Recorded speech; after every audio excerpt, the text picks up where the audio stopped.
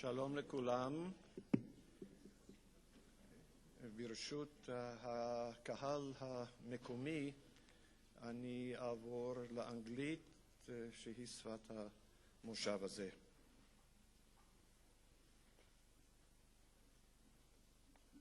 Good afternoon to everyone. The plenary session that we're now going to take part in has the title Israel, Aram and Assyria, Between Bible and Archaeology. There will be five speakers as a matter of fact, and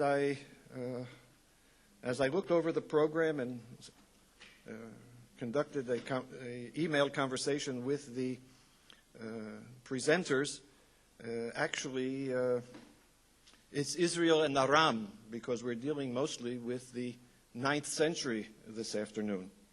But then I just heard from our first speaker that Assyria was added so that I would be chairman.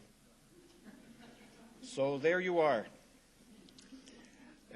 Our first speaker this afternoon is Tallay Ornan, who is a senior lecturer in the departments of archaeology and art history here at the Hebrew University. She's a specialist on the art of the ancient Near East, focusing on religious aspects conveyed through pictorial representations. She is currently working on a publication of a hoard of second millennium bronze statuary recovered at Tel Hatzor. Her presentation will treat the relations between ancient Israel and Assyria in pre-Assyrian Iron Age II, though through an examination of Syrian and Syrianized pictorial renderings, which are depicted on local finds and which manifest Aramean and Neo-Hittite, that is, Luvian affinities. In parenthesis for everyone, we have until 5. Each presentation is a half hour. If our speakers get to the half hour, you'll have to ask your questions afterwards. If there's some time at the end of the presentation to fill up the half hour, I'll open it up for discussion. Okay, our first presentation, Dr. Tallay Ornan.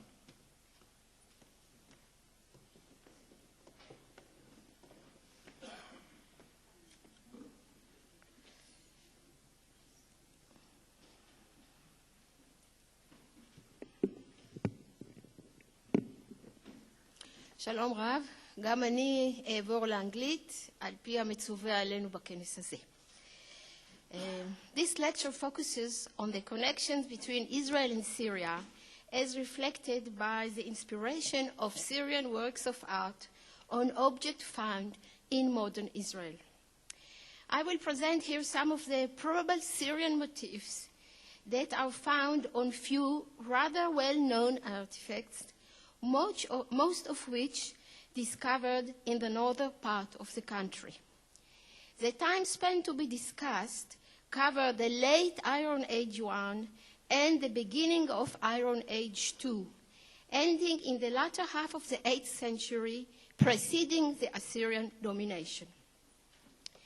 In accordance with the contemporary cultural historical developments of research in Syria, I will distinguish here, when possible, between Aramean sources of inspiration and Luvian ones, still referred as Neo-Hittite in many scholarly publications.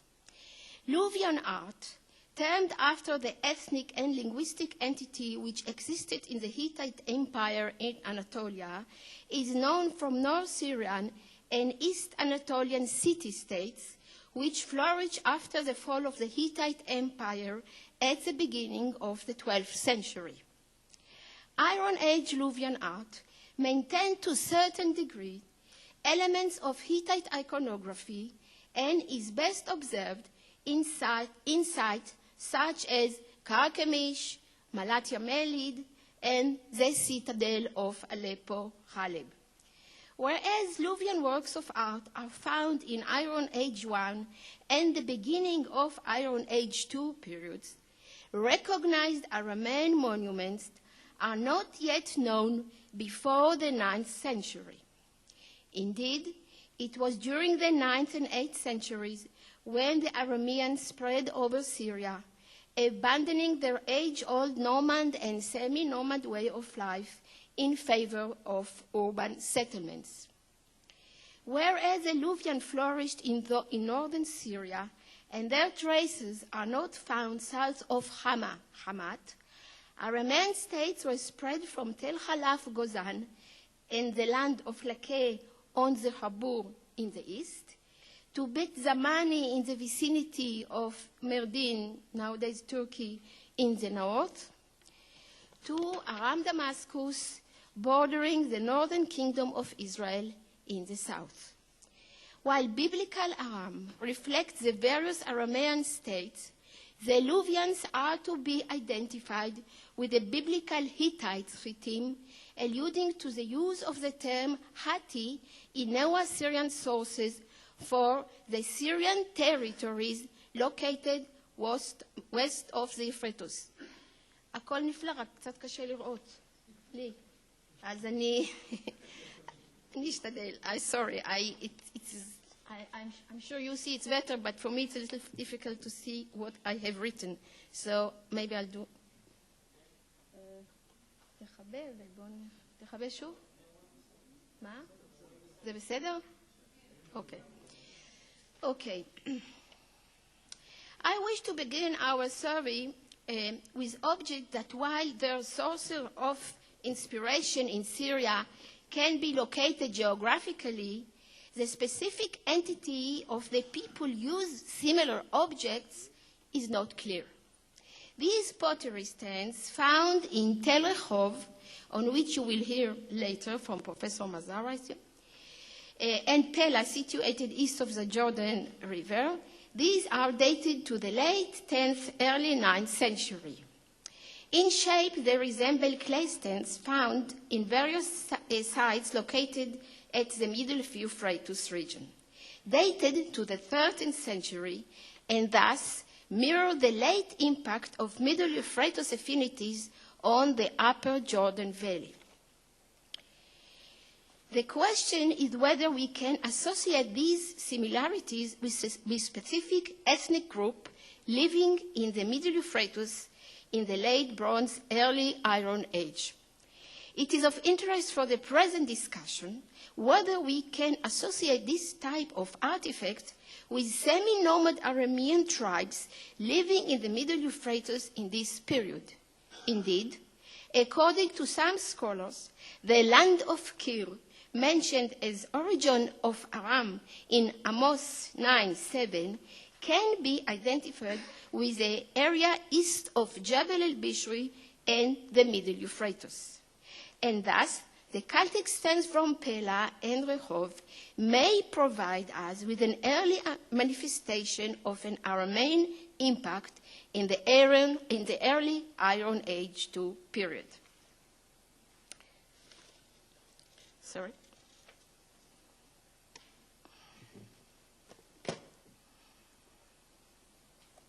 Okay. Whereas, however, the shape of the Rehov and Pella stands recall that of the Middle Euphrates specimen, the imagery depicted on the two objects reflect local traditions since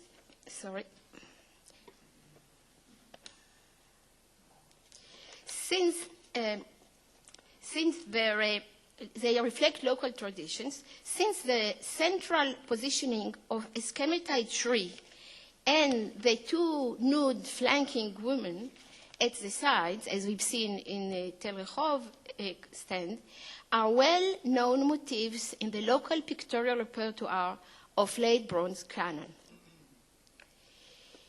Two other Celtic objects whose form and decoration has long been associated with inspiration from Syrian art are the two renowned clay standards from Tanakh.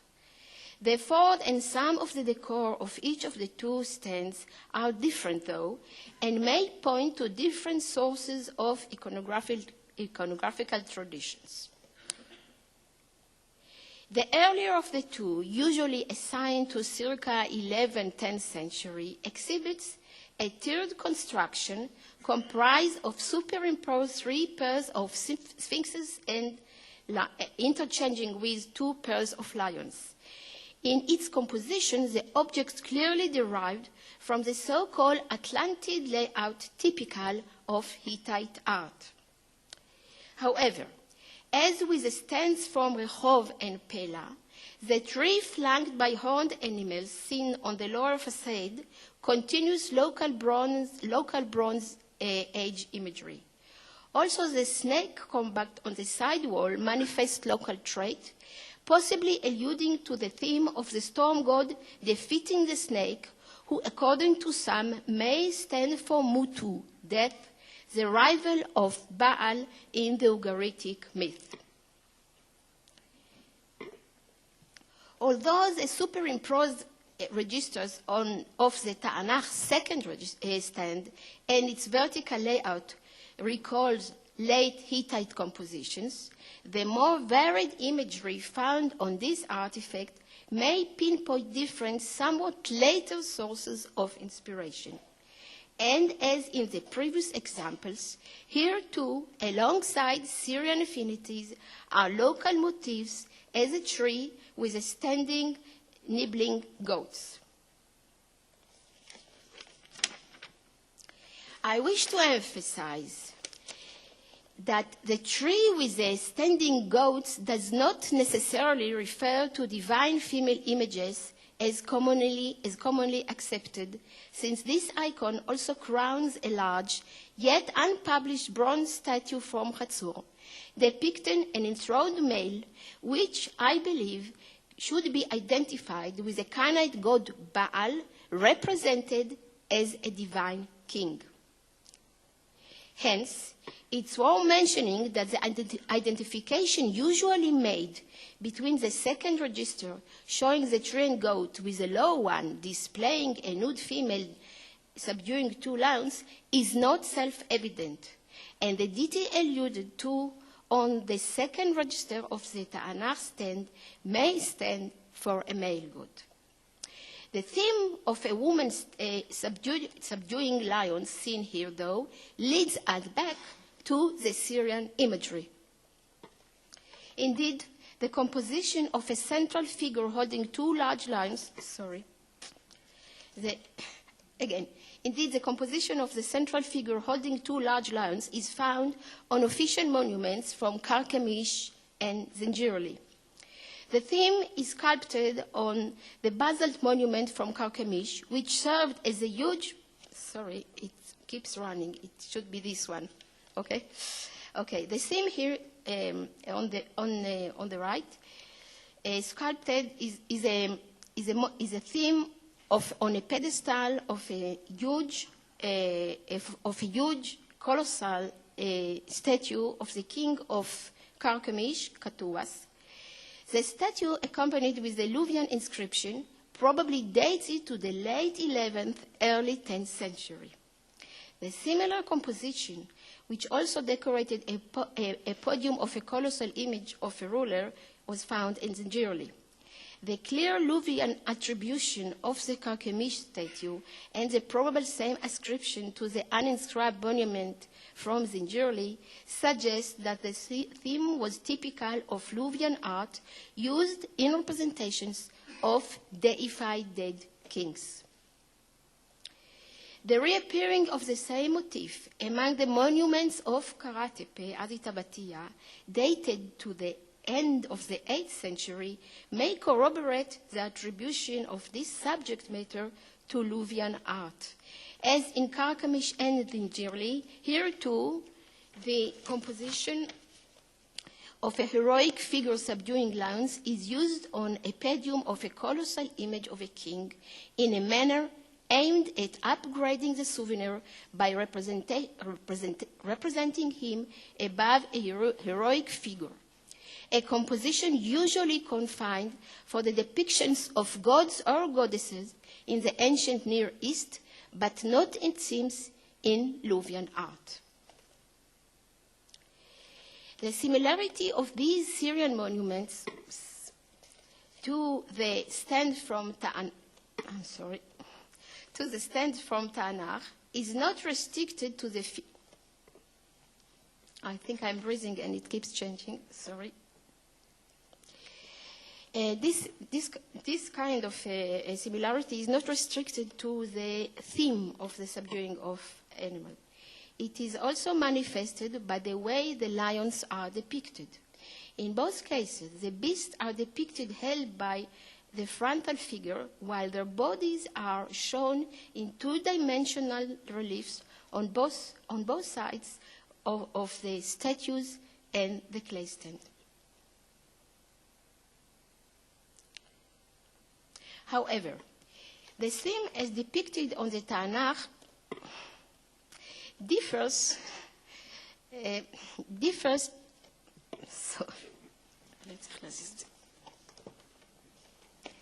However, this theme differs from the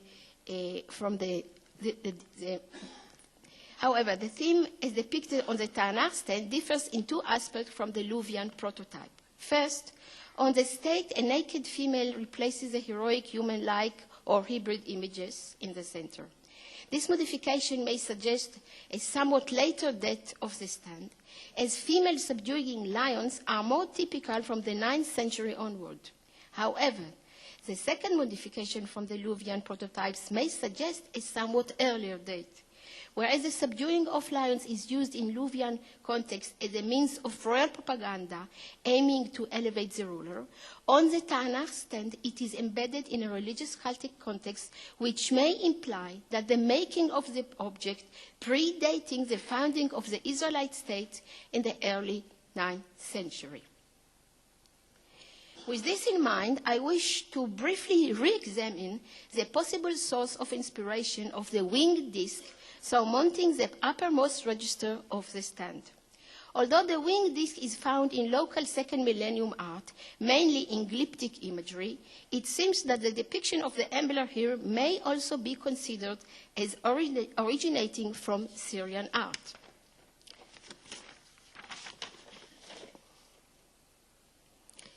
However, it is not clear whether its prototype are to be found in Luwian or in Aramean art, since, as the symbol alluding to various major deities, the icon is found on both Luwian and early Aramean imagery.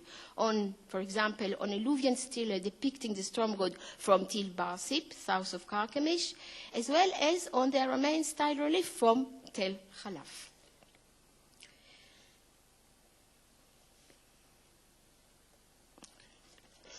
The same ambiguity is also found with regard to a fragment of another cultic stand excavated at Ir David, Jerusalem, which demonstrates that Syrian inspiration did not skip Jerusalem at the end of the 10th, beginning of the 9th century. Although most of the objects bearing Syrian inspiration originate from the northern part of the country. This state of affairs not only mirrors the geographical proximity of northern Israel to Syrian territories, it also reflects, it seems, the more developed urban centers of the north. The depiction on this fragment, as suggested by Pirkei Beck, portrays the killing of Humbaba by Gilgamesh and Enkidu.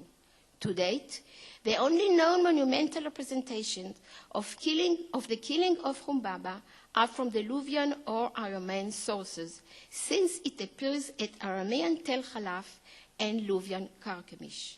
Indeed, the killing of Humbaba can be regarded in this period as an international subject matter visually diffused in many areas of the ancient Near East. Its finding in Jerusalem, thus, hints to the integration of Judah within the contemporary surrounding concepts of its neighbors. I move back now to the north and wish to discuss another type of artifact, a bronze medallion discovered at Tel Dan. The object was made locally as implied by the negligent workmanship. However, the theme engraved here betrays Luwian imagery, in particular the wind goddess mounted on a bull, where wind goddesses are found on Syrian monuments echoing Hittite imagery. such as the Iron Age reliefs of En-Dara and Malatia Melid.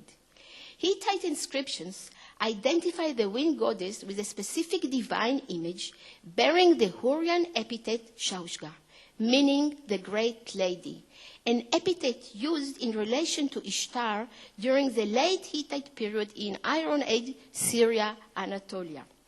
The typical pictorial trait of Shaushga are her wings, an element which is not found in the depictions of Mesopotamian Ishtar. The image of the winged goddess depicted on the bronze medallion from Dan then is inspired by Luwian imagery.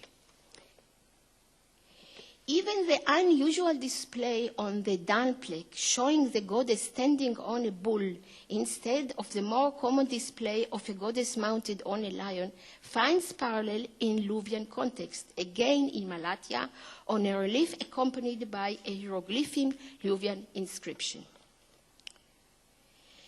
Syrian inspiration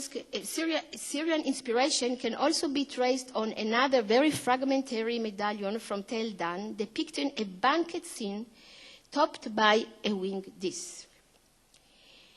In its composition, this second medallion from Dan parallels various steles depicting a standing person in front of a seated one with a chair loaded with food between the two figures. But as with the case of the winged disk and the killing of Humbaba, it is not possible to determine to which of the first millennium Syrian tradition we should assign this medallion from Dan. I wish to end this talk with a well-known stele found at the gate of Bethsaida on the northern eastern shore of the Sea of Galilee. The stele differs from the other artifacts in the fact that it represents an official monumental work of art and not small artifacts used by private people, some possibly members of elite segments. Although the imagery of the stela relates to the worship of an Aramean moon god best represented at Haran, its unique visual traits, in particular the combination of the crescent with the bull head, diverge from the emblem of the crescent on pole typical to Haran and implies that the monument was probably associated with an Aramean entity whose patron god could have been symbolized by both the moon and the bull. As hinted by the depiction on the stele, the deity as storm god was also typified by warlike characteristics expressed by the addition of the sword. A possible candidate suitable for this type of storm god could be Hadad Ramon, whose temple at Damascus is mentioned in Kings 2:5-18. Considering the attribution of the stele to the latter part of the 9th century or early 8th century, and the find spot of two other similar monuments in the Quran, a fourth example is kept nowadays in Gaziantep at Turkey, we may propose that these type of steles were part of the political visual propaganda by which Aram Damascus, the southernmost Aramean kingdom, was manifested. The erection of these steles in this period, you have to remember it, it's somehow, I'll just keep on and you will remember. The erection of these steles in this period no doubt imitated the Assyrian practice of constructing standing stones and rock reliefs throughout the empire for marking and displaying the territorial expansion of Assyria. Similarly, the Bethsaida stele demonstrated the expansion and rule of Aram Damascus in the Lower Galilee during the reigns of either Hazael or Bar-Hadad, kings of Aram. Thank you. Toda.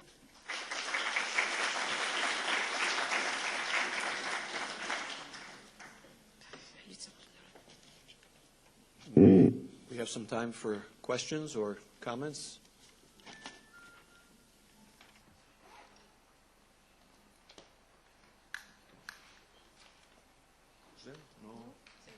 Okay, thank you. ודאי. עמי.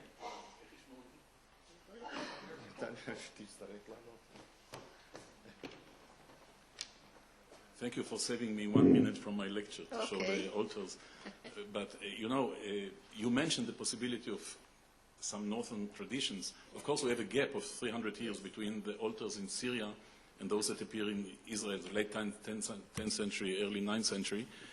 But it reminded me when I dealt with those altars, studies like those of Daniel Fleming, and maybe biblical scholars here will comment on this, that look for all kinds of North Syrian traditions, especially from the Emor documents in the Bible, even some of the laws in the Torah. And we have all those traditions about at least some of the Israelites related to this region, Haran and so on. So maybe that we have something here that we have to investigate more. But I leave it for biblical scholars and historians to discuss. Okay.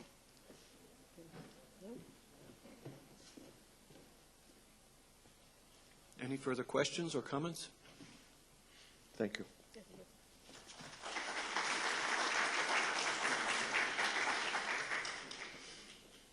Our second speaker this afternoon will be Aren Maeir, who is Associate Professor at the Martin Suez Department of the Land of Israel Studies and Archaeology at Bar-Ilan University, and co-director of the joint Bar-Ilan and Weizmann Institute of Science program in archaeological science, and he now directs the Tel El-Safi Gat archaeological project. His research interests are the second and first millennium Levant, with a particular focus on the Philistines. During the second half of the 9th century, Hazael, king of Aram Damascus, was the dominant political figure in the southern Levant.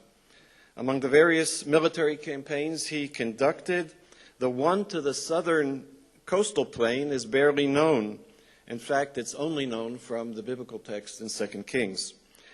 Recent archaeological finds, in particular those from the excavations of Professor Maeir at Tel El-Safi, and the relation to the extent and nature of Hazael's campaign are the subject of his presentation this afternoon.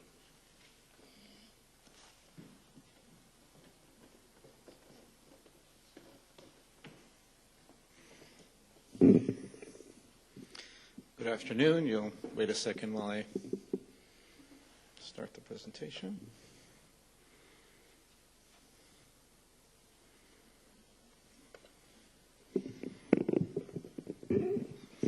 Okay. Good afternoon, everybody.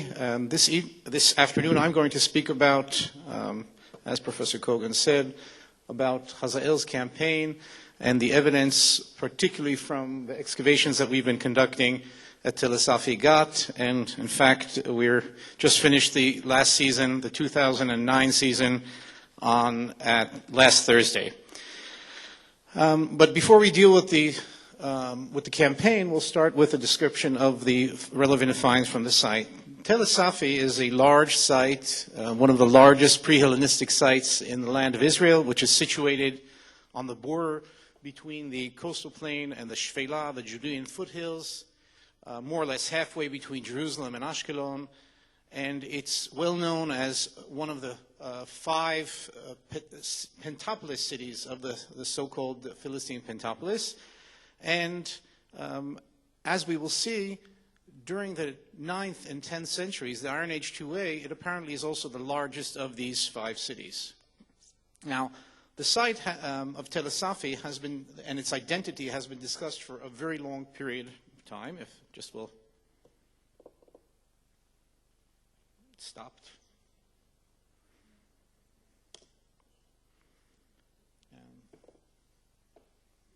Well, anyway, I'll tell you what I can tell you without what's written. For many, many years, there was a very big discussion on what the identity of the site is.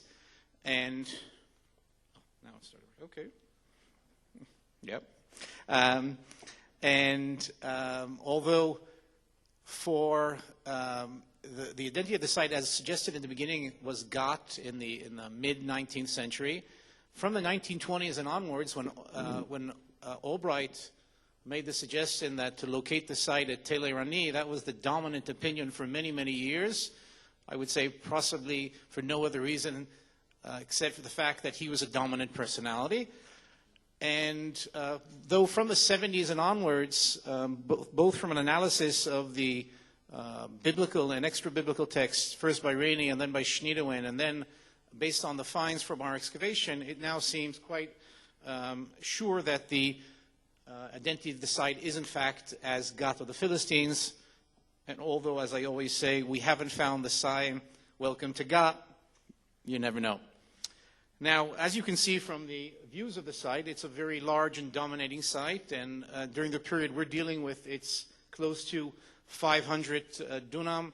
As I said, one of the largest sites in the land, and it can be seen from just about anywhere in the southwestern part of the Levant. If you drive anywhere from Tel Aviv to Gaza on the coast, and you know where to look, you can see it. If you drive anywhere from Ramallah down to Hebron, and you know where to look, you can see it as well. So it explains its role and its importance over many, many periods from the proto-historic through the modern times. Now, one of the problems with the excavation of the site is, of course, that it's covered over, for the most part, by the remains of a modern village that was abandoned in 1948 during the Israeli War of Independence. And here you can see a view of the site. I apologize for the poor quality. And by the way, maybe we shut the lights off. I'm not reading.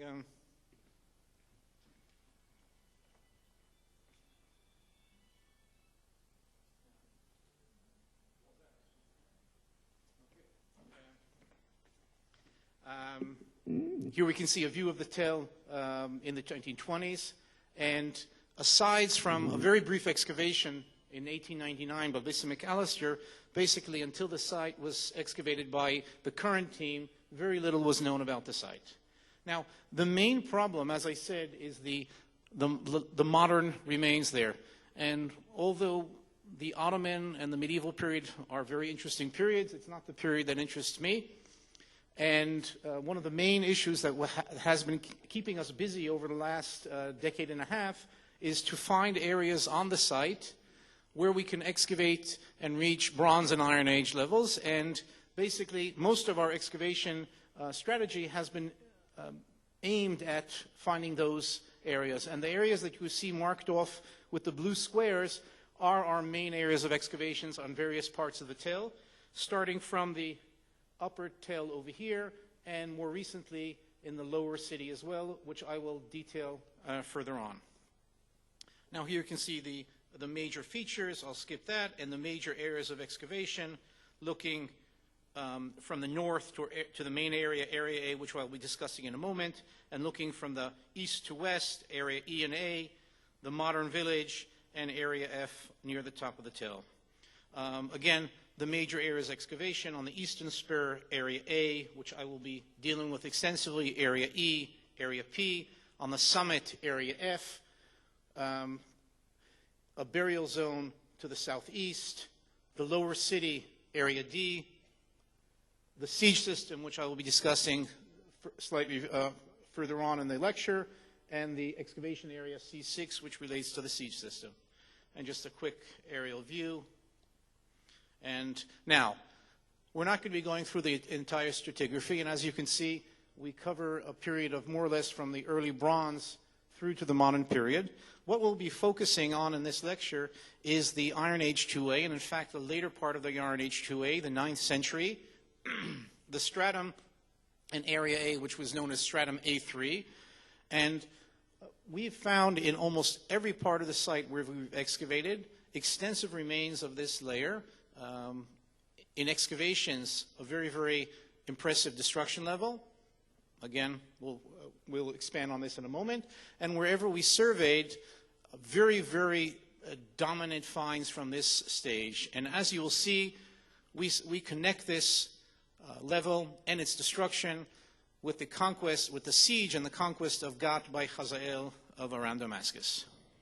Now, most of the finds from this very impressive layer come from Area A on the eastern side of the cell, and here you can see an aerial photograph of this part of the excavation, and superimposed on it right now, this is more or less an up-to-date plan of the A3 late 9th century level, which was destroyed in the late 9th century. Yes.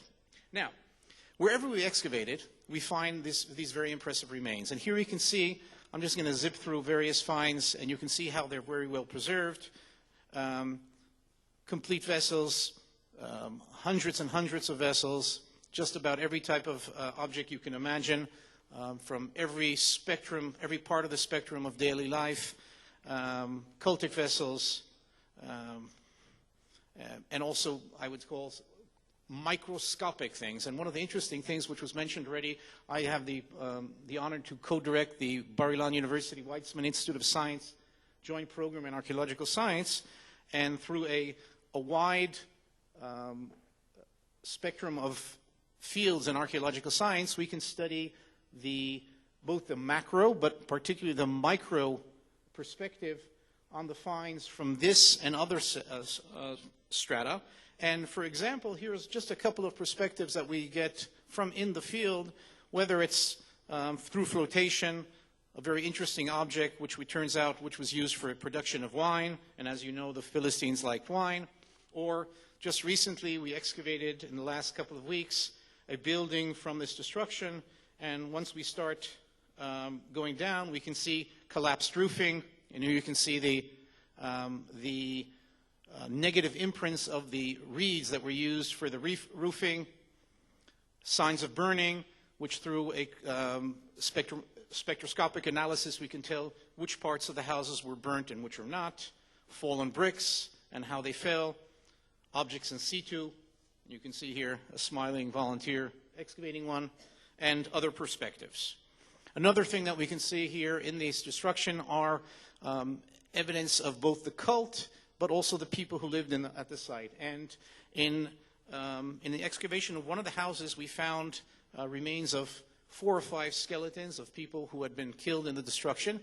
And very interestingly, these people were not buried in the destruction on the day of the conquest of the city. It turns out that these people were laying in the open air for years and possibly decades, enough time for the flesh to decompose and the bones to start to go through processes which can only happen when they're open to the air.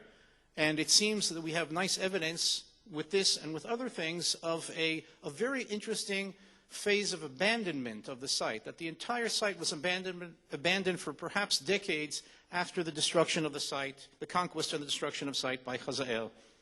At the same time, we have various evidence of cult, both in objects, but here and there in loci which seem to be specifically oriented to cult. And this very interesting building, which has at its corner plastered niches and what seems to be a square or rectangular offering table.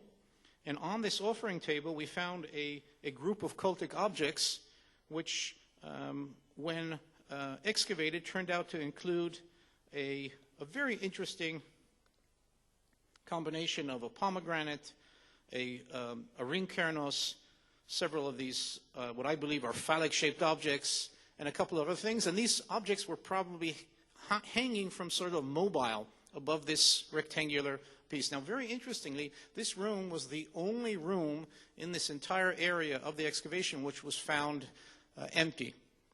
There weren't finds in it. Now, I hesitate to call this a temple because we don't have enough evidence, but I would say to give it a 100% sure identification, but there are very interesting aspects of this thing. Now, and of course, some of you may be familiar with my crazy idea about these things, and if you want to read about it, look at the article. Another interesting thing in this excavation of this level is the discovery of a bone tool workshop, something which, even though very mundane, turns out to be something that was hardly known in any other excavation in the ancient Near East. Now, when we first started doing our survey of the site, and as I said, we noticed that the 9th century pottery was predominant throughout the entire site, and it extended over an area of close to 500 dunam. And when we first published this suggestion that the site in the late 9th century was close to 500 dunam, some of the reactions of my dear colleagues was rather skeptical. And nothing like a challenge. So to prove that we can actually see remains of the size of the city, we opened up an excavation in the area of the lower city. This is the area of the upper city, which up until our excavations and survey was thought to be the extent of this site. And what we did is we simply extended it to the north of the city, between the Tell itself and the Elah River bed over here. And in Area D, right at the beginning of excavation, we can see here the relationship to the upper city, to the Elah River bed. We have a fortification line, which is on surface.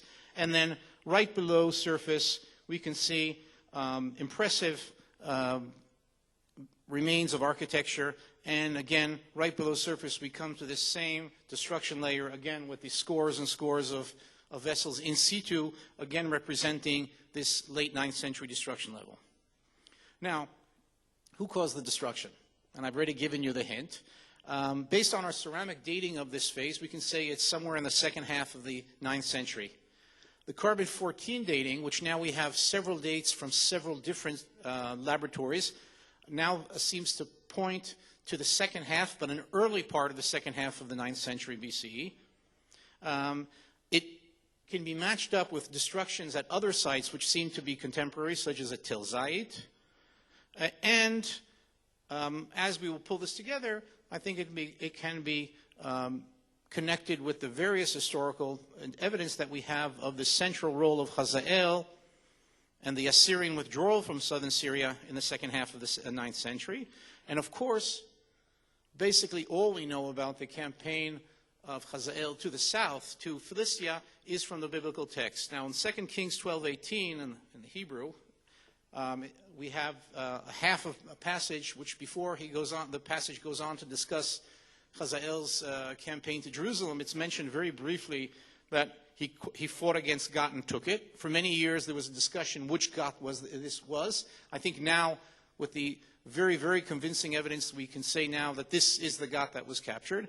An interesting sidebar is in the one of the versions of the Targum Shivim, of the Septuagint, there's a mention of a slightly different version that there was a campaign to Philistia, and Hazael took the area up to Afek. And it's not clear what that source helps us, or what's this reliability. But the bottom line is all of this evidence points to identification of this destruction to Hazael, king of Aram Damascus. Now we have some very interesting additional evidence of the site. Based on the aerial photograph of the site, at the very, very beginning of the project, we noticed this very interesting feature, which I marked off here in yellow lines, which surrounds the site on the eastern, southern, and western side. And here you can see it marked off in the plan as well. And it was clear immediately that this was a siege system. And for the last 10 or so years, we've been excavating and surveying this, and now we have a clear picture of what we have here. This is a trench, and here you can see the trench, part of it excavated, and the material that was poured out of the trench, always on the side away from the city. And if you look inside the trench, you can see it's dug out in bedrock, or rather quarried out in bedrock, about 8 meters wide on the top, about 4 at the bottom, about 4 or 5 at least deep. And you can see here that it's refilled. First, there's a post-siege Iron Age II refill, and then a Byzantine period refill. But very interestingly, at the bottom of the refill material, apparently material that rolled down from the top from when the trench was still open, and there was a berm here, all the material that eventually rolled back in. We have several basically restorable vessels which seem to have been articulated before they fell out, and some of them have some, I would say, intriguing parallels with material coming from northern Syria, from the Aramean, or I wouldn't say northern Syria, Syria and the north. And this, though, requires further research. If already we're mentioning the possibility of Aramean evidence here, if we do have a siege, the question, of course, is can we point out to Aramean evidence on site? And I must say, first of all, so far not so much. The only possible parallel is a few broken stone objects which were found in Bliss and McAllister's excavation, unfortunately in a very, very unclear context. And for many, many years they were discussed in the literature as possible Assyrian reliefs. Recently I re-examined them after spending quite a long time looking for them in the Rockefeller Museum, and I think it can be securely said, and I thank Tallay for her help on this, that this seems more like something of an Aramean or Neo-Hittite type of iconography. And it was just published in the New Eretz Israel. Now here's a reconstruction of what this trench looks like. And here you can see the trench, the berm, what we assume is where the fortification, and of course the city coming over here.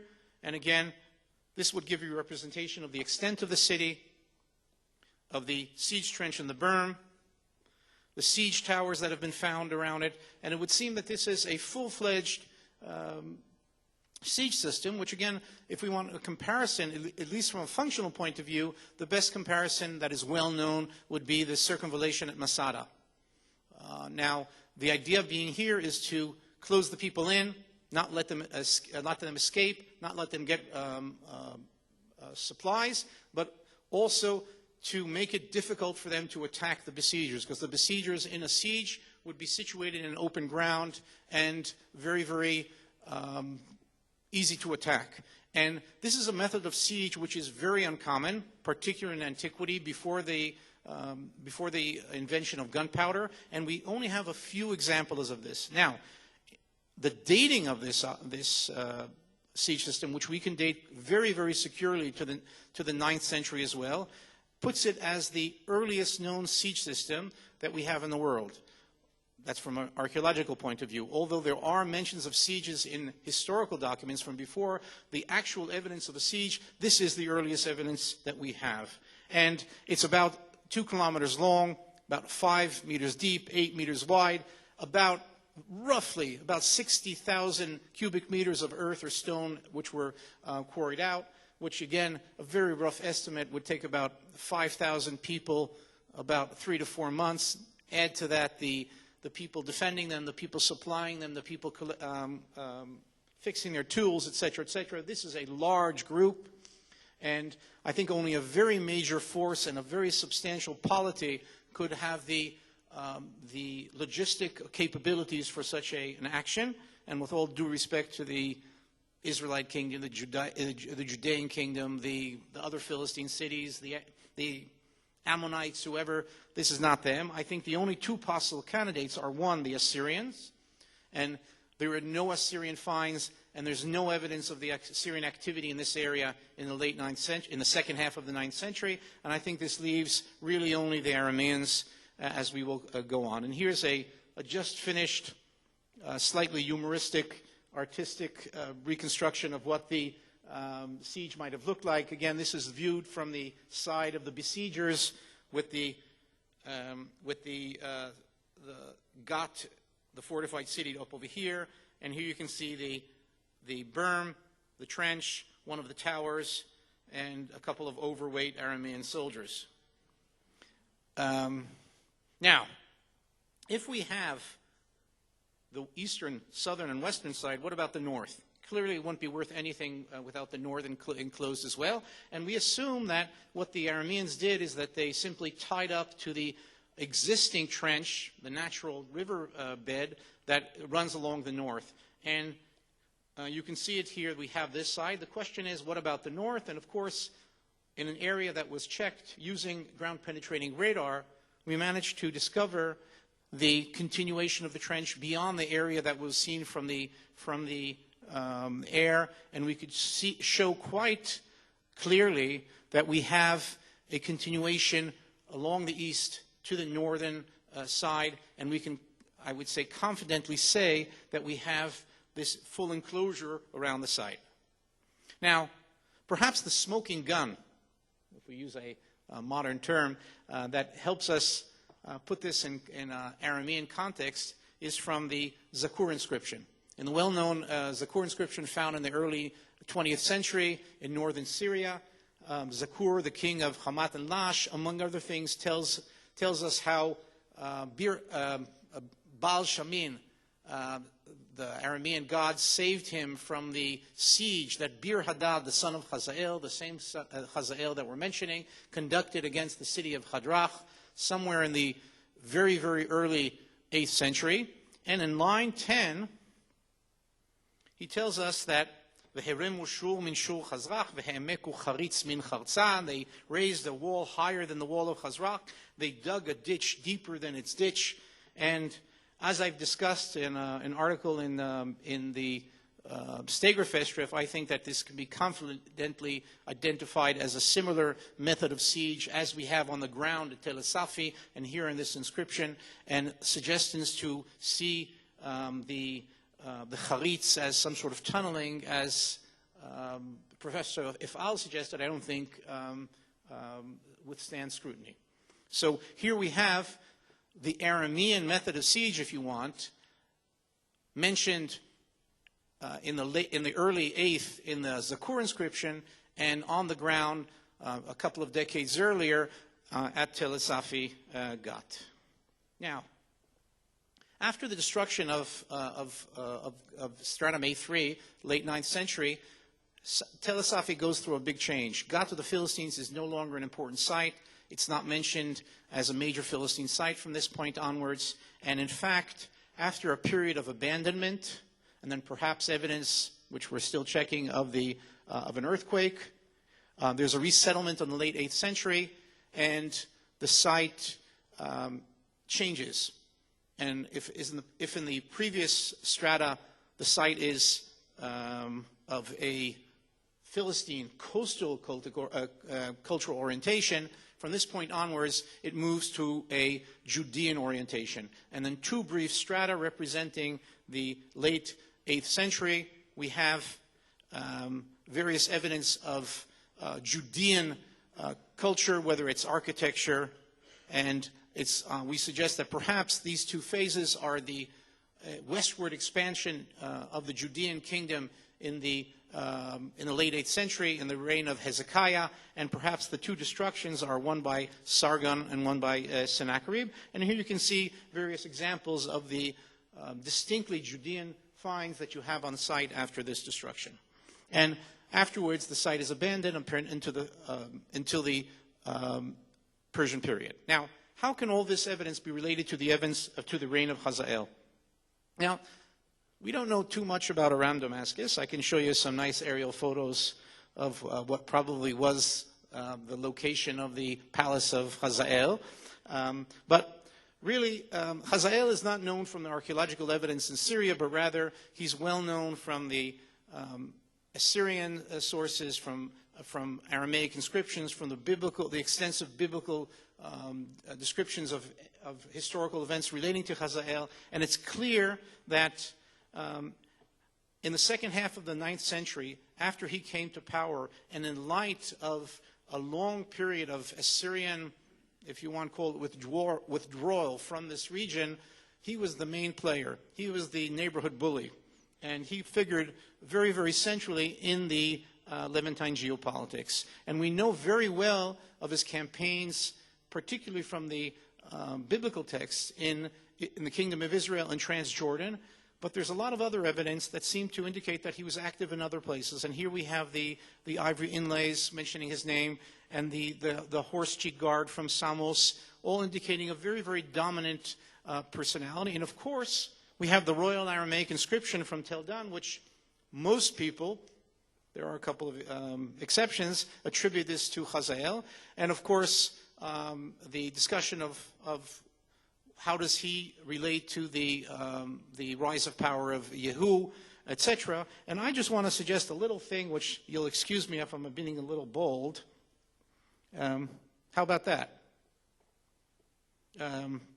Who knows? Now, you'll say I'm crazy, but since this is such a a major event, and as I'll speak about this in a moment, had enormous political consequences throughout the southern Levant, it might very well be that this is mentioned in this stela as well. Now we want to try to put this within a chronological context. We know very well that Shalmaneser III, in addition to receiving tribute from Yehu, as we see in the Black Obelisk, the same year as Hazael came to power, he campaigned to Damascus. A few years later, that's his campaign to Damascus. A few years later, we know that he again campaigned in Damascus, but we know that the last campaigns of Shalmaneser III to southern Syria were two campaigns in 838 and 837. After that, all known activity are in the north. And thus, if we want to start attempting to place where the campaign in Philistia could be, I think we have several options. Notice that it has to be somewhere between, and I'm using here Rainey and Notley's chronology. Of course, you can take another one and move things a little forward or backwards. It doesn't really matter by just a few years. But it has to be somewhere from 841, where he came to power, to somewhere in the very late 9th or early 8th. And it's usually assumed that it has to be after the campaigns to Damascus. Now, for many years, the accepted The accepted interpretation was placing it somewhere about between 820 and 810. And the argument was that it could only occur, the campaign to Philistia, after the end of Shalmaneser III's reign, in the reign of Shamshi-Adad V, since the Assyrians were much weaker then. Another suggestion that has been recently put forward by Rainey has been to place it in the very beginning of the 8th century and right before Adad-Nirari III's campaign to Damascus in 796. Now, I would like to argue that perhaps we're looking too late, and I think perhaps we should place it over here. And why do I argue this? For several reasons. First of all, the carbon-14 dating that we have, and now we have several good dates from this stratum, indicate that we're not dealing with the end of the 9th or the early 8th, but we're well in the middle or towards the middle of the 9th century. And clearly, it couldn't be when the Assyrians were still active in the Damascus area, so there's no reason to not to say that it couldn't be after, just a little time after the the last campaign of Shalmaneser III to Damascus. An additional point, which I think nobody's noticed, and I think is perhaps an important point, is perhaps it was also carried out right after the rise of Yoash. And it could very well be that Yoash, as a child king, was seen as a possible weak link in the chain, and perhaps Hazael thought this was an opportunity to campaign to Judah. Now, to reiterate the main points. Gat of the Philistines was destroyed by Hazael in the second half of the 9th century as part of a campaign to the southern coastal plain in Judah. Other sites, such as Tel Zayit and others, were also destroyed at this time. The campaign may be an attempt by Hazael to control the route to Egypt and routes from Arabia to the Mediterranean, just as his campaigns to other parts of the southern Levite were aimed at controlling strategic points and routes, such as campaigns in Transjordan. The unique siege system, earliest known in the world, can be paralleled with a description of the Aramean siege in the Zakur inscription. This event was a major geopolitical event, a political watershed for the land of Israel at the time, perhaps inter alia, enabling the expansion of the Judahite kingdom in the late 9th century. Following the destruction, Gat of the Philistine loses its role as a dominant polity in Philistia, and when settled again briefly in the late 8th century is under Judean control. As opposed to previous suggested dates for this campaign, an early date, around 835 and later, right after the last campaigns of Shalmaneser III to Damascus, is suggested, perhaps in an attempt to utilize the perceived weakness of Judah due to the reign of a child in Jerusalem. This early date is supported by the carbon-14 dates. As I said, perhaps this major event is even mentioned in the Dan Stela. I'm finishing. And all that's left is to hope, inshallah, that we'll find the inscription from Tel Safi. And finally, you're all invited to join us, and we have a major project looking for people to join in various aspects in our excavation. And thank you very much.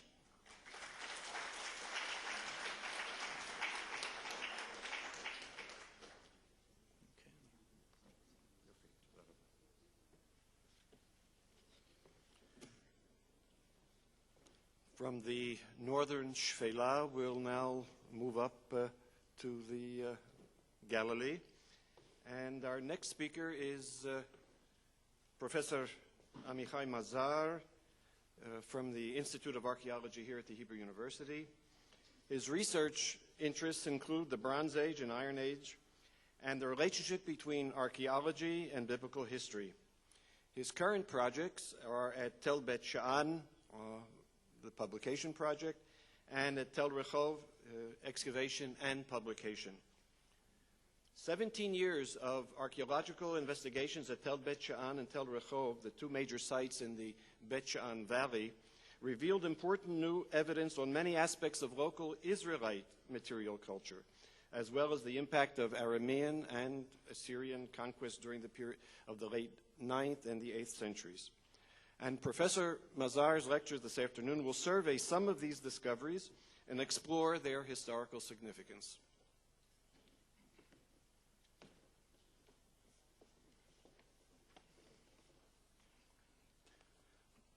Professor Koghen, ladies and gentlemen, in light of the current, can you hear me?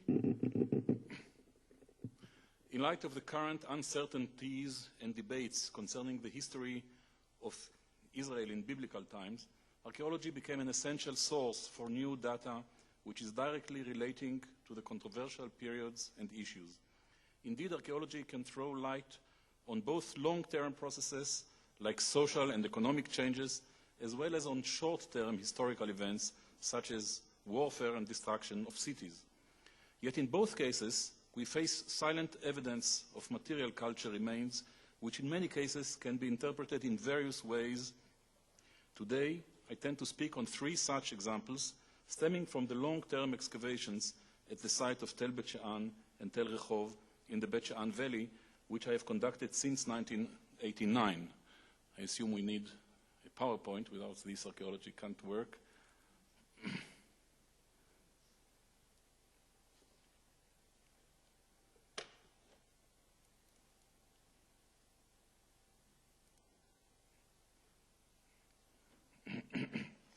Well, first, the question of ethnic identity, namely assigning ethnic tags to material culture assemblages. This issue is difficult in particular when dealing with transition periods and periods of historical uncertainties, such as the 10th and 9th centuries in the northern valleys of Israel. What was the self-identity of the people whose houses and industries we dig? Did they consider themselves Israelites, Canaanites, or just belonging to local lineages, living for generations in their own cities? A related issue is that of their religion. Did they worship Yahweh, or were they still worshippers of Baal and other Canaanite deities? Second, the question of the agents of destructions. Can we identify securely the causes of destruction layers in our excavations? Third, the question of chronology and its implication on utilizing archaeology for historical reconstruction. When we deal with the 10th and 9th centuries in Israel, we face the particular controversy over the Iron Age chronology, which has direct implications on the debated issues of the historicity of the United Monarchy of David and Solomon. Not always can archaeology provide clear answers and solutions to such questions. We will meet all three ethnic groups which were defined, perhaps only two, according to the clock, groups which were defined in the title of this session, Israelites, Arameans, and Assyrians. But we must add to those the local Canaanite population. Let us recall the biblical account. Here you can see the site of the location of Beth-Shean and Tel Rechov, of course known to all of you, in the Jordan Valley.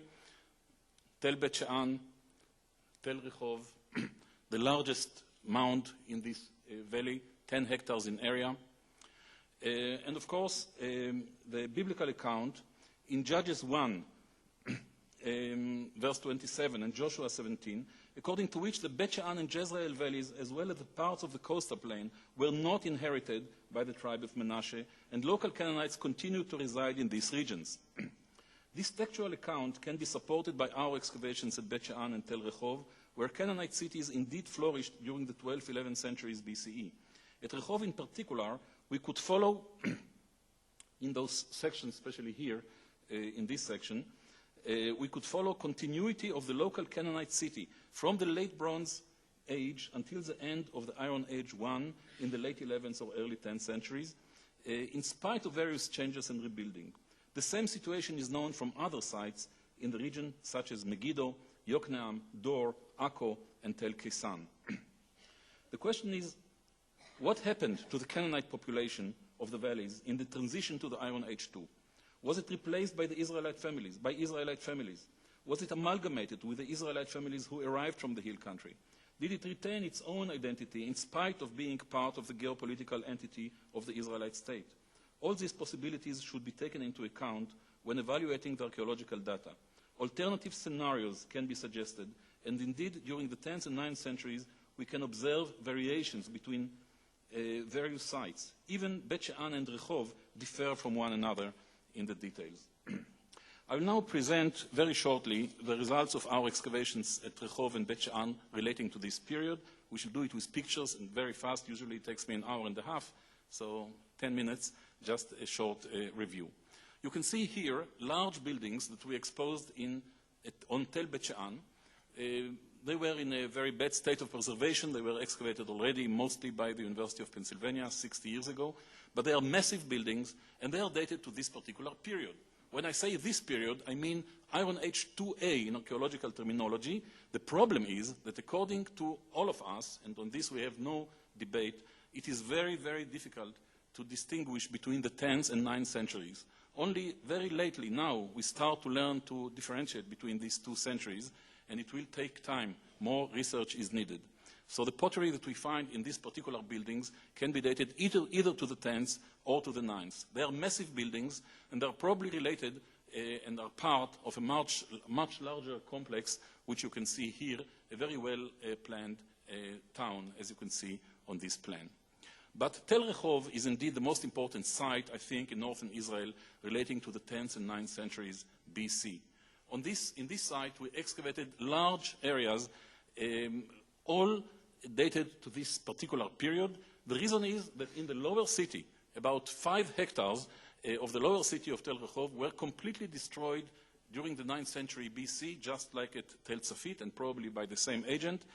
And there was no activity after that. That means when we dig here, after 2 inches of excavations, we find ourselves in 9th century BC buildings well preserved. And what we see here in these large areas that were excavated by us is a very peculiar and unusual picture.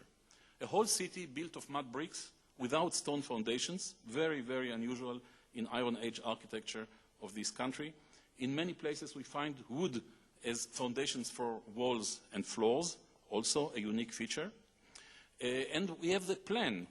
These are 3 plans that are showing you the earliest city, 10th century BC, according to radiocarbon dates. The green city, stratum 5. This is stratum 6, stratum 5, the green city, according to radiocarbon dates, late 10th century, early 9th century BC. And the blue city, which you can see here, this is the one that was finally destroyed and abandoned, according to radiocarbon dates, 9th century, no later than 840 or 830 BC.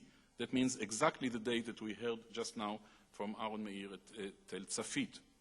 So we have here 3 well-planned cities. What you see here is just one area, our main area of excavation, Area C. Very well-planned city, densely built throughout this period.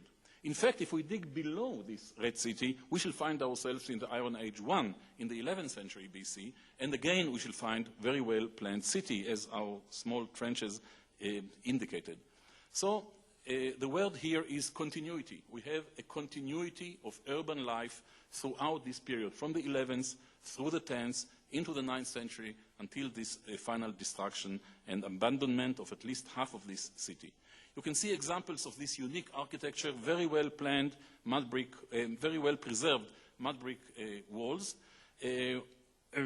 here are a few examples. You can see the ovens that are well preserved and so on.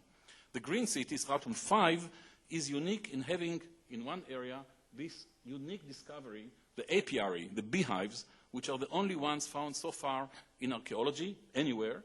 This is an industrial apiary dated to the late 10th or early 9th century BC. It was already published, and you can see how we discovered it. I don't have the time to discuss it in detail. You can see the reconstruction. I'm sorry, almost can't see a thing. But you can see the beehives here and here. Of course, a nice illustration, if you want, to the famous biblical idiom, a land flown with milk and honey. Those beehives are based on tradition that is well known to us in Egypt back to the 3rd millennium BC, but unknown to us anywhere else in the ancient Near East from archaeology. But this tradition, as we know, continues all the way to our own age, as you can see in this one example out of many of ethnographic examples for such beehives in modern Near East. The Green City, this Green City was destroyed, but it was not a total destruction. In fact, only the area of the beehives, this area, was burned heavily.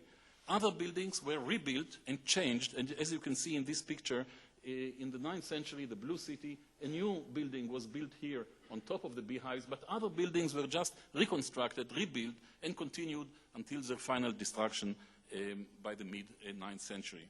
From the 9th century, we also can show a nice sanctuary, an open-air sanctuary with a large courtyard, platform, standing stones, and probably a building used maybe by the priests behind this courtyard.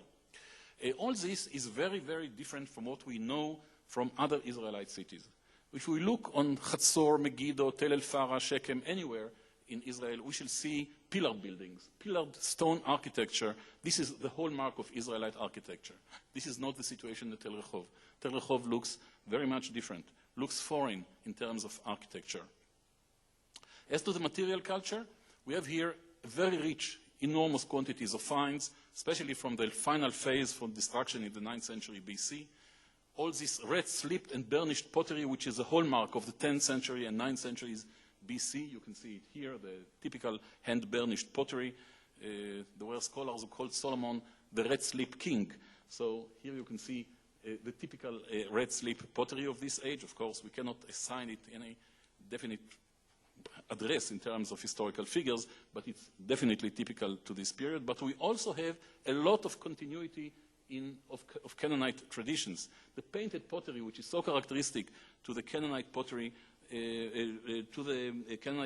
the 11th, 12th, and 11th centuries, still continues to some extent. A kind of debased forms like this tree and so on are still known. The altars, which Tallay Ornan mentioned, are very typical to Tel Rehov. We have now fragments of more than 14 such altars, and they are a kind of, I would say, a typical cult object in this site. Again, almost unknown elsewhere. The two that were found at Pella, at Pechal, are very similar. They are in the same region, just 7 kilometers away. But other than that, we almost don't know those horned altars. And again, Tallay already discussed them. You can see new examples that were found just last year, typical to this period.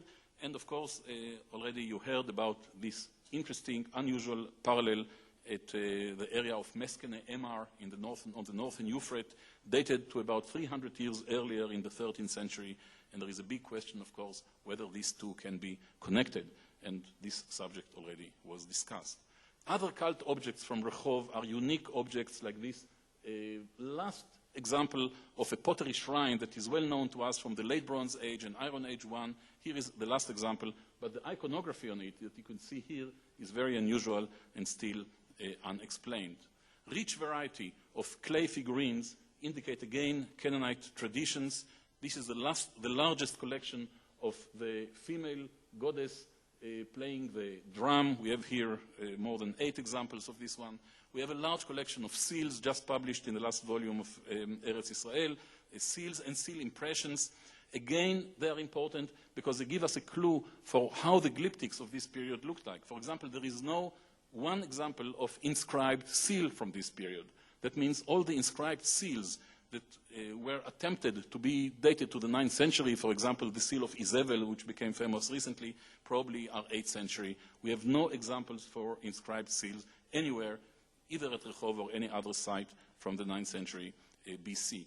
But we have also local style of glyptic, like this one, on seal, on jar handles, which probably show, in my view, a god standing on hills, on mountains. Very schematic and very simple. Perhaps these were wooden seals that were used, but it's interesting because it may indicate the worship of Baal if we accept this identification.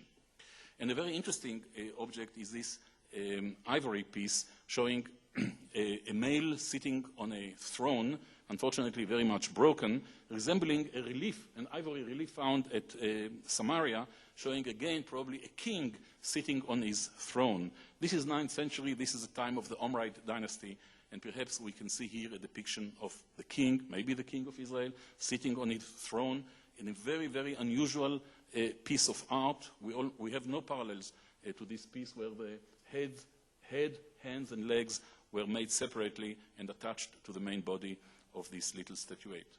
We also have good evidence for trade relations, especially in the last two phases, 5 and 4, not in the earliest one, I must say. The earliest one, the red city, level 6, has no evidence for international trade, but in the two other levels, 5 and 6 and 4, we have good evidence for trade, especially with Phoenicia. Phoenician pottery, like this unusual jar that you see here, in fact it is unique,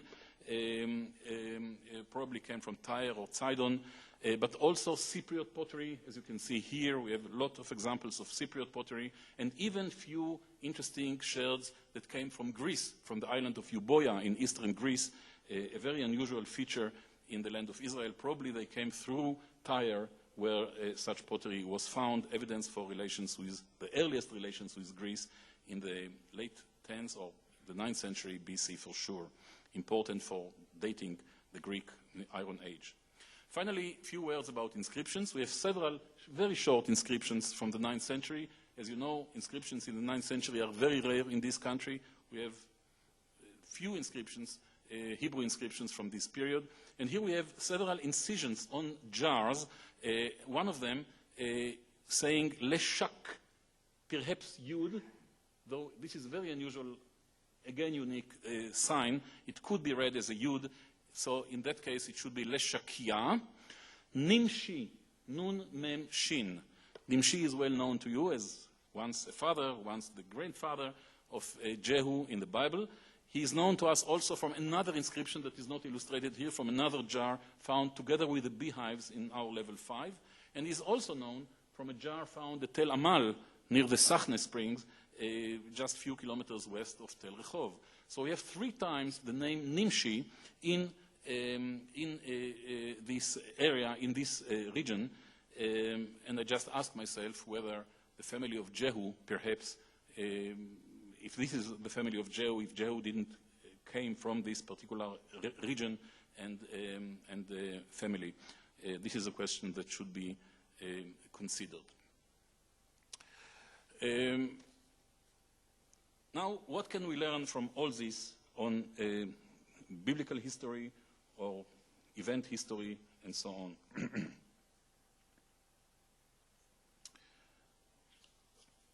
Tel Rehov, with its 10-hectare city, densely built, is one of the largest Iron Age sites in Israel relating to the 10th, 9th centuries.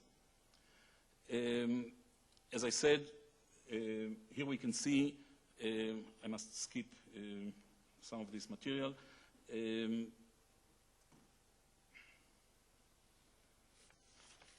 Excuse me for a moment, yeah. In terms of geopolitical in light of the current varied and disputed views concerning the historicity of the United Monarchy, any interpretation of the evidence from our excavations would remain insecure and debatable. I just want to mention that in my view, we should not throw into the wastebasket the entire biblical narrative concerning this state. A limited state with its capital in Jerusalem could include, in my view, the regions mentioned, at least as parts of Solomon's administrative districts in Kings 4. The 5th districts include Ta'anach, Megiddo, all Beth-Shean, which is at Tzartan below Jezreel, from Beth-Shean to Abel Mecholah, as far as the other side of the Yokmeam. If you look on this map, here is the 5th region. We have also interesting evidence for the historicity of this list from the region of the Sorek Valley, where we have 2 inscriptions, now 3 inscriptions mentioning the name Hanan, maybe related to Elon Bet Hanan in this region. So, in my view, this list should be taken seriously. And perhaps what we see at Beth-Shean, those massive buildings that we saw at Beth-Shean, and the early Iron 2A city that we saw at Rehov in the 10th century BC, should be related to this list and to this situation in the 10th century BC. Let us turn now to the question of destructions. We have at Tel Rehov a series of destructions, of heavy destructions. One of them, as I said, is the destruction layer that put an end to the apiary, to the Green City, the 5th stratum 5. Part of the city was destroyed heavily, other parts were continued in use. Then the Blue City, level 4, was heavily destroyed, as I said, at the end of towards the middle of the 9th century, a little bit, somewhat later than the mid of the 9th century BC, according to the radiocarbon dates, not later than 840 BC. Who were the agents of this destruction? One possibility, which we should take into account, is Shoshenq.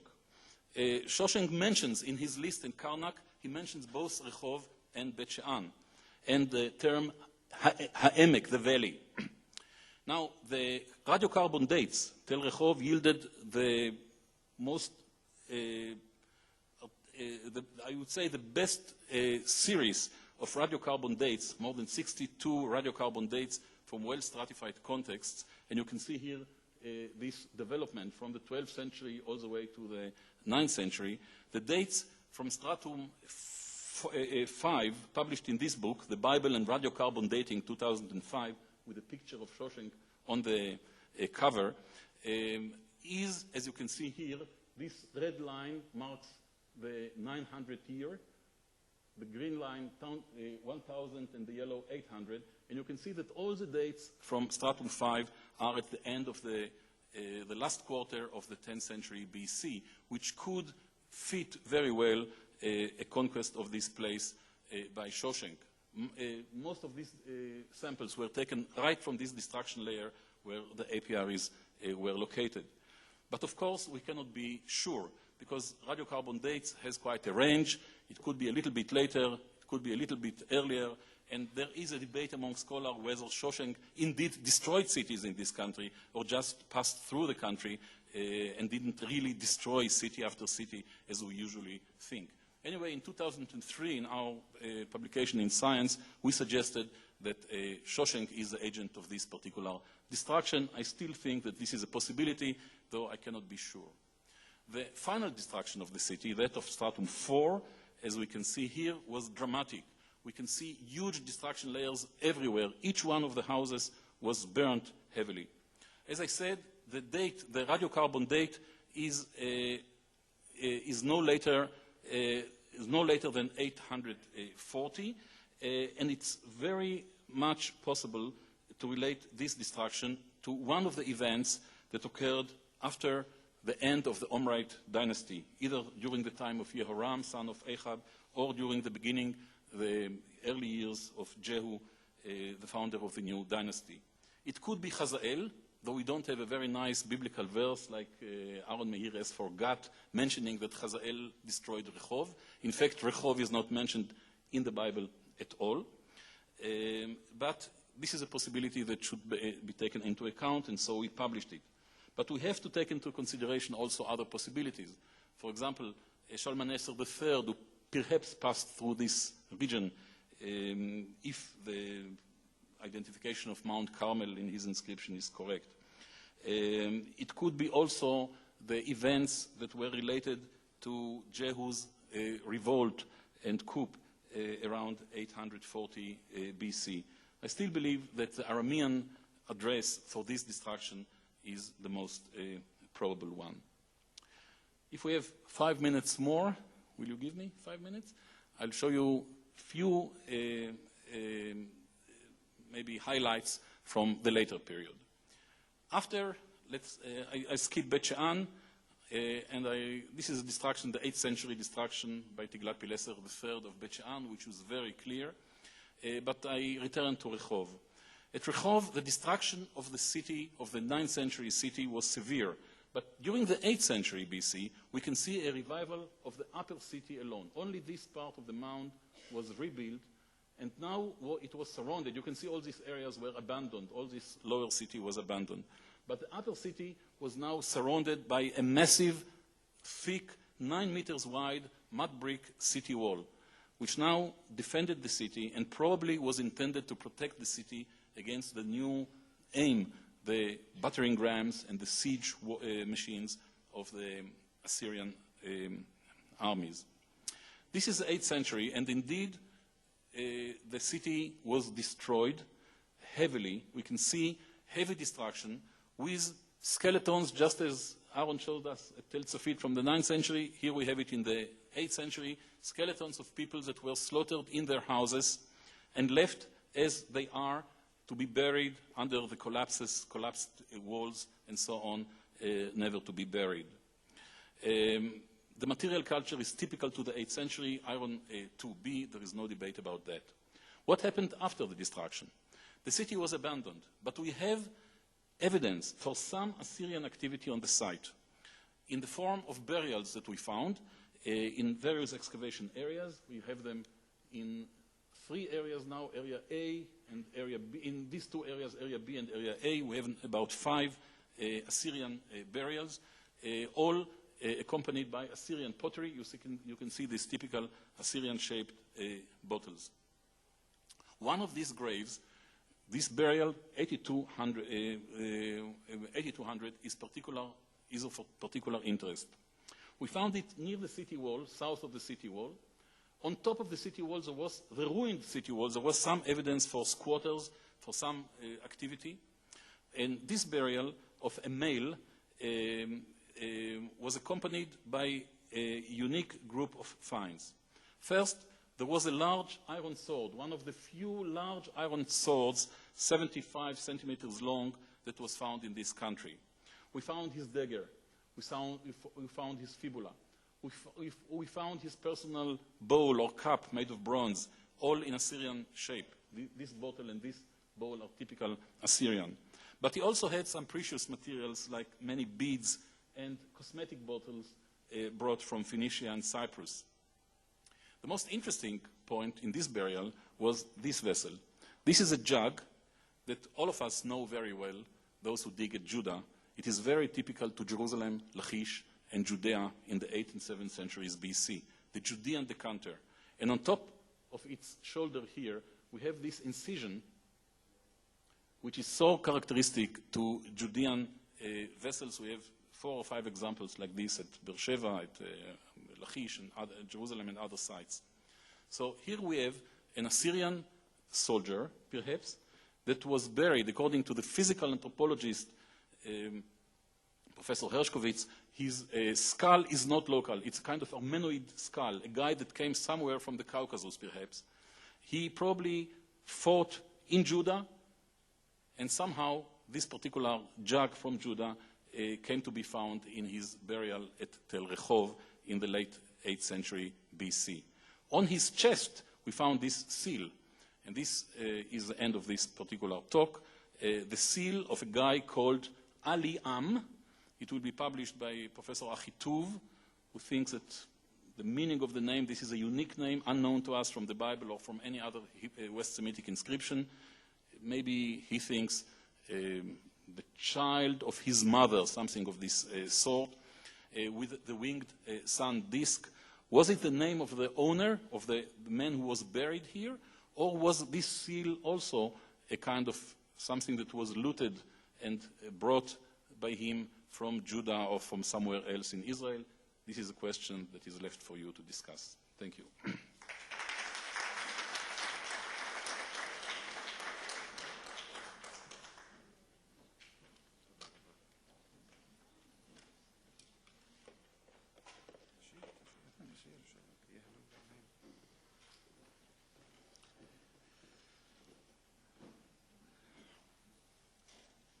After seeing these sites in the south, in Judea, or in the border in Philistia, and now in the Beth-Shean Valley, our final talk this afternoon will deal with fortifications, a way of looking at the material through excavations and perhaps also through the text. Our two speakers this afternoon in this paper, Doron Ben-Ami and Nili Vazana. Dr. Doron Ben-Ami has been a senior member of the Chatzor excavation during the past 15 years and is currently directing a large-scale excavation project in the city of David. He teaches at the Institute of Archaeology at the Hebrew University. Dr. Nili Vazana is chairperson of the Department of Bible and a member of the Department of History of the Jewish People at the university. The two scholars have collaborated during the past 3 years, teaching a course which dealt with issues of Bible, archaeology, and history. Their paper treats two aspects of the phenomenon of Iron Age II fortifications in Israel and Judah. The first, the reason for these fortifications, that is, the identification of the enemy at the gates. The second aspect, the period when these fortification systems were inaugurated. The question of chronology is clearly tied to the question of early urbanism in the monarchic Israel, which in recent years has become the focus of a very heated controversy. Therefore, their discussion of the dating of the fortification systems carries important consequences for this debate over the chronology of the Iron Age. Dr. Vazana.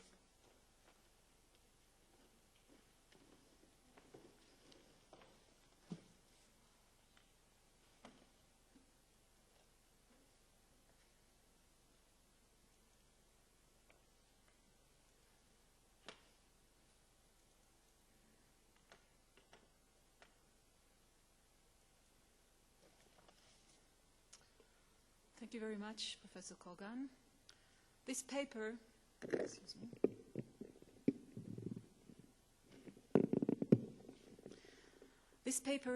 is a result of the joint work of Dr. Doron Ben-Ami and myself, the fruit of the interdisciplinary course we have been teaching for the past 3 years for students of Bible, archaeology, and the history of the Jewish people, some of which are here.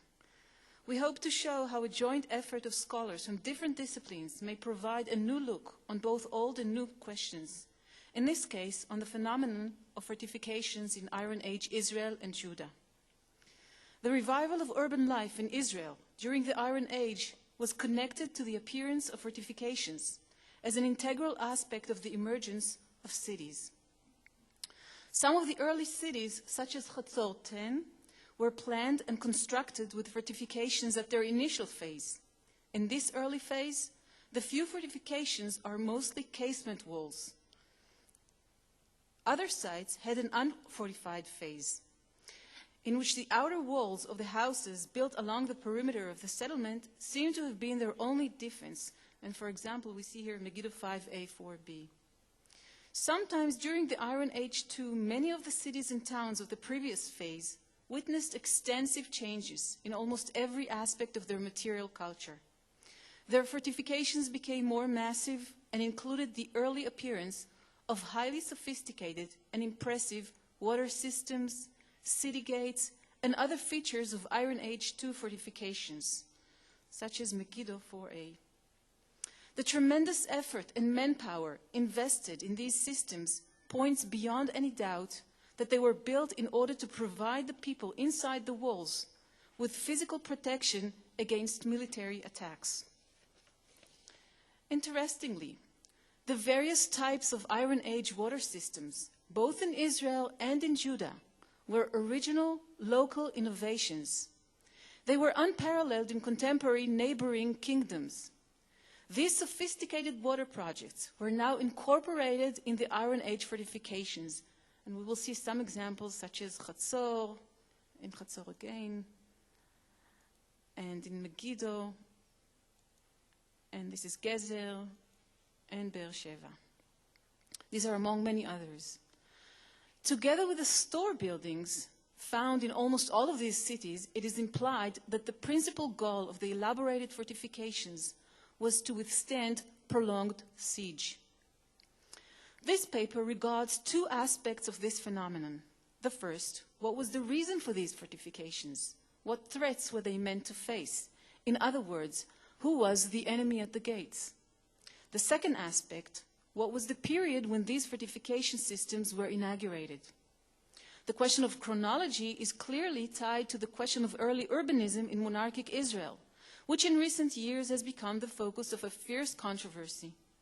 Despite of the many excavations and new archaeological data available today, scholars still disagree on the chronology of the Iron Age. This controversy has to do with a much broader picture concerning the actual historicity of early statehood, central authority, and political entity in Iron Age Israel. The question of early urbanism and the date that should be assigned to the fortifications is open to speculations. If the alternative, low chronology, is adopted, then early Iron Age II Israel loses most of its urban attributes, including fortification systems. In fact, it would push the emergence of the Iron Age cities of the early Iron Age II about a century later and turn the 10th century BCE into the last phase of the Iron Age. If this is the case, then the earliest Iron Age cities must be lowered in date to the 9th century BCE. In certain cities, the adoption of low chronology pushes the date of the elaborated fortification system to the second half of the 9th century or even later. Obviously, this dating has far-reaching implications for the history of the kingdoms of Israel and Judah. Our discussion of the dating of the fortification systems carries, therefore, important consequences for this focal debate over the chronology of the Iron Age. We will start by trying to identify the enemy. Despite the controversy over the chronology of the Iron Age, it is generally accepted by both the low and high chronology advocates that most of the early cities, along with their fortification systems, were built sometimes in the 9th century, with the possibility that few were built earlier, sometime at the close of the 10th century BCE. Given the general dating of the 9th century, it appears that the candidates for the possible threat over the young political entity, Israel, could be one of two, and we've heard that before, the Assyrians or the Arameans. In his monumental work on the art of warfare in biblical lands in the early 1960s, Yadin has laid the foundation to an understanding of the concept of fortifications in the land of Israel in the monarchic period. He linked the change in type of city walls with the appearance of the Aramean threat in the local scene, and more particularly with the Assyrian battering ram. However, the archaeological data accumulated over the past 45 years has shown that different fortification systems function simultaneously during various times of the Iron Age. Today, it is well agreed upon that some of the fortification systems clearly antedate the appearance of the effective battering ram in our region. Even if the fortification systems were not built with the Assyrian battering rams in mind, the idea that the massive, elaborated fortification systems of the 9th century were intended to withstand the Assyrian threat is still maintained. Moreover, despite the fact that the biblical account of the Omride dynasty makes no mention of the threat from Assyria, the westward advance of the Assyrian Empire from its Mesopotamian heartland in the 9th century is still considered by many as a looming threat on the kingdom of Israel in the first half of the 9th century. Yet, looking at all the current local inscriptions written during the 9th century and the first half of the 8th that have reached us, the concept of the Assyrians which emerges is quite similar to the biblical one.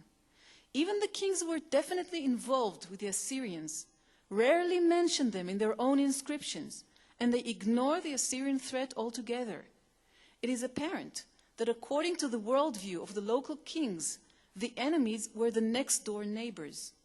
Let us briefly review some of the prominent local actors and their words. Hilamua, king of Samal, a North Syrian kingdom during the second half of the 9th century, describes a dire situation in which his father was the victim of aggressive behavior of neighboring kingdoms. Kilamua himself was harassed by the king of the Danunites. Kilamua reacted by hiring the king of Ashur, bragging what a good deal he got. A young woman was given for a sheep and a young man for a garment. According to the monolith inscription, Kilamua's father, Chayani, son of Gabara, brought tribute to Shalmaneser III in 853. The Samalian point of view does not recognize the faraway Assyrian army as a threat, even after the many campaigns of Shalmaneser to the west in the 50s and 40s of the 9th century. It is one's neighbor who posed a threat. A second example is in the only surviving stele of Hazael, king of Aram, his victory stele from Tel Dan.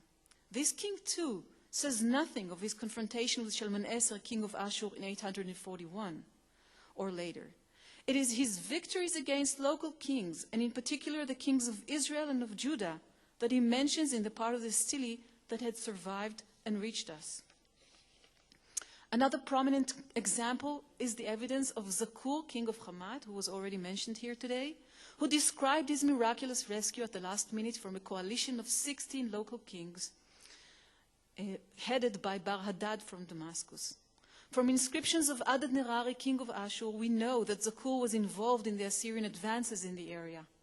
It may indeed be true that the attack of Bar-Hadad and his allies against Zakur was intended to force an anti-Assyrian policy in Hamat, as suggested by Nadav Naaman, and that the rescue was brought about thanks to the interference of Adad-Nirari. But Zakur's own inscription does not mention the Assyrians at all. Zakur acknowledges only the local threat.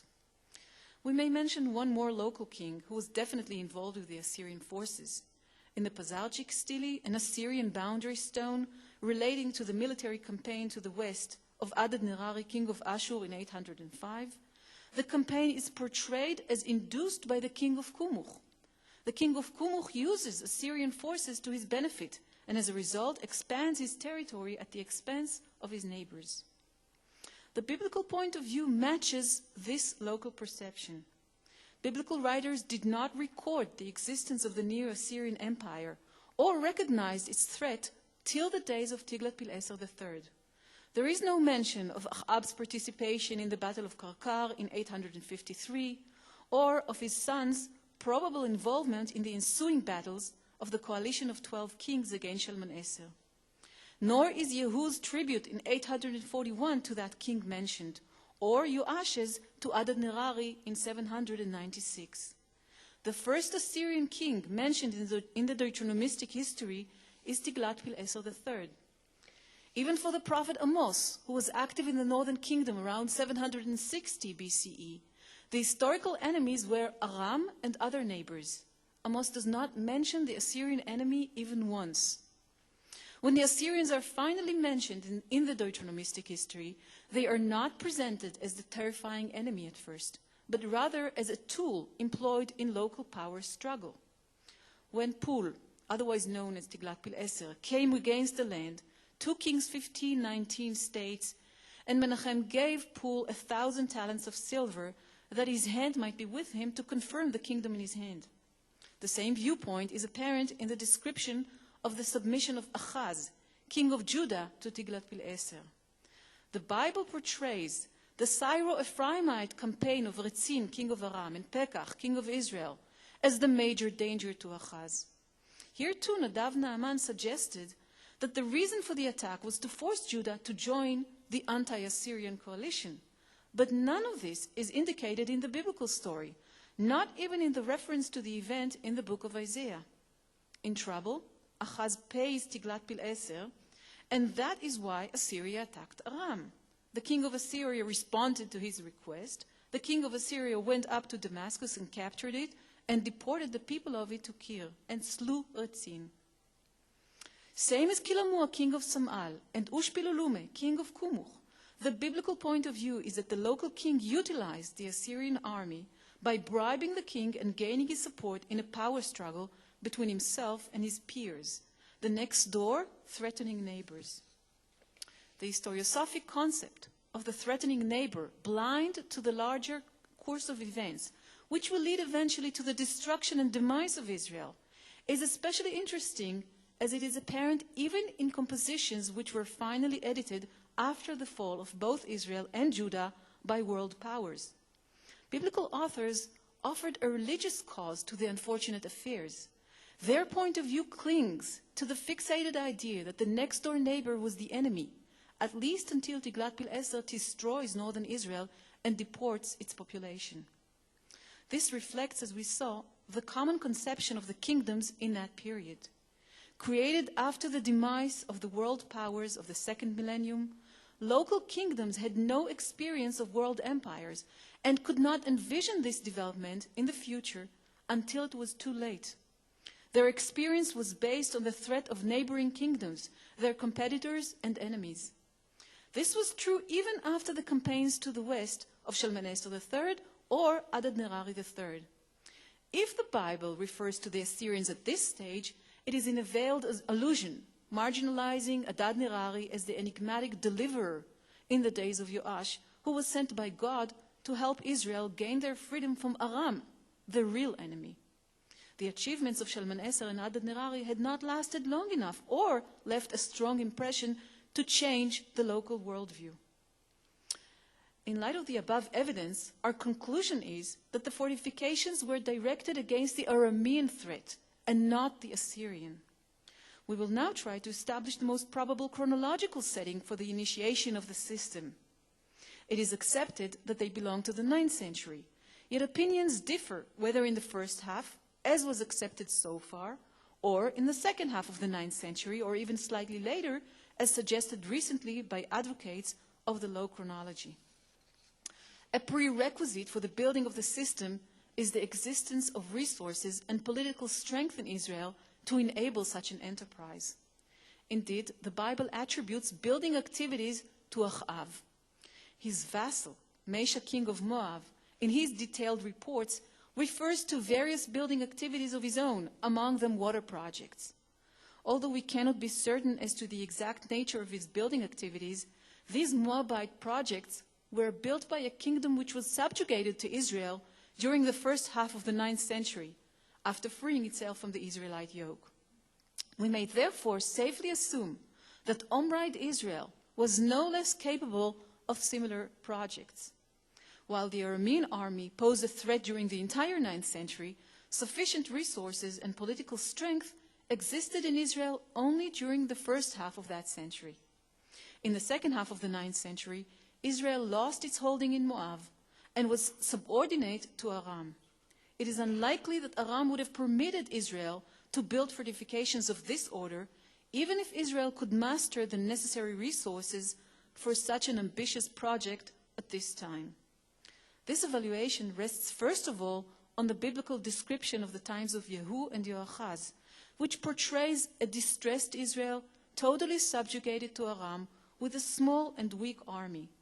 Thus, according to the Deuteronomistic history, which had no reason to link distress to Yehu, who rooted out the Baal cult, as well as from the perspective of Amos, some 40 years later, who remembers the unceasing Aramean pressure of the inhabitants of the Gilad.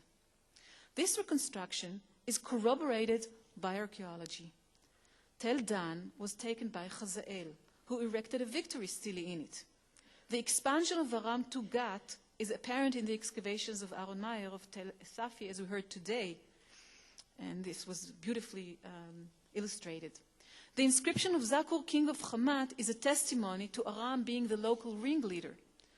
Thus, the position of Israel as a weak, inferior state under the Aramean dominion during the second half of the 9th century does not render likely the possibility that this was the time when the fortification system was initiated and executed.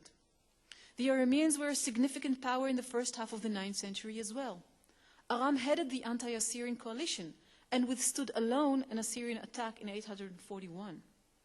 Although most commentators agree that the stories about the 3 battles of Achav with Ben-Hadad reflect events more relevant to the days of the dynasty of Yehu during the days of Yoachaz and Yoash, it is more than likely that the Arameans exercised their power against Israel during Achab's rule as well. While the details of the battle at Samaria, the one at Afek, and the last confrontation at Ramot Gilad where Achab was said to have died, are likely anachronistic. The historiographic notion is correct and fits well with what we know about the political and economical situation. The two kingdoms, Aram and Israel, competed over the supremacy in the area and over the control of the lucrative trade passing through Transjordan and Gilad. Even though Achab was the partner of Hadad-ezer in the Battle of Karkar at 853, this does not rule out the most probable possibility that the two were enemies during some of the former 22 years of Achab's rule. This was the case in the days of his son, Yoram. He probably continued to send forces to the coalition of 12 kings facing Ashur, as Shalmaneser mentions his clashes with them again in 849, 848, and 845. On the other hand, Hazael, king of Aram, testified in the Tel Dan Stele to his bitter struggle against Israel and Judah, which resulted in the death of the two kings, Yoram, king of Israel, and Achaziah, king of Judah. In his inscription, Hazael mentions a former attack of the Israelite king against his father's land, in line 4. Notwithstanding the question, who exactly was Hazael's father if he was an usurper, this is a valid indication of Israeli-Aramean hostilities prior to Hazael.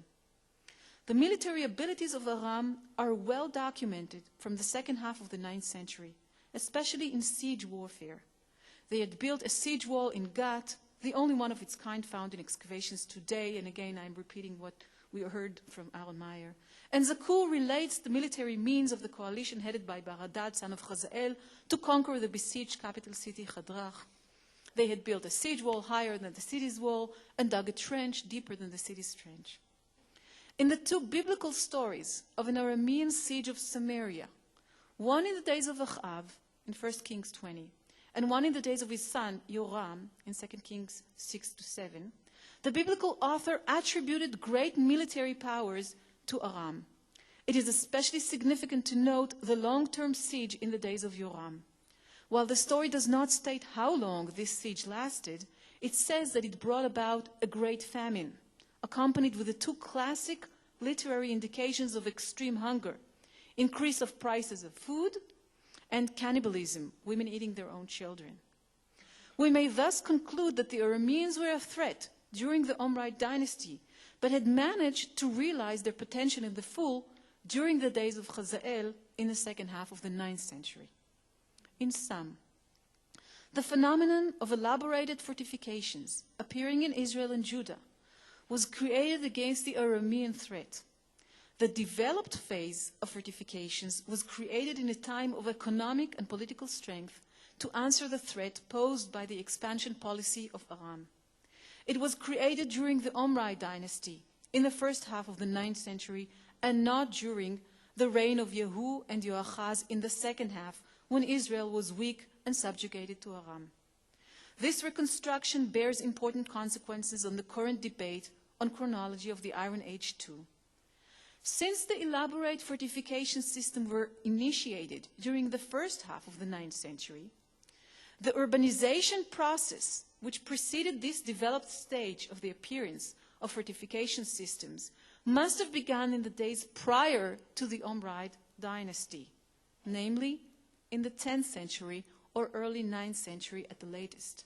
We thus suggest that forthcoming discussions of chronology address the issue of the enemy at the gates. Thank you.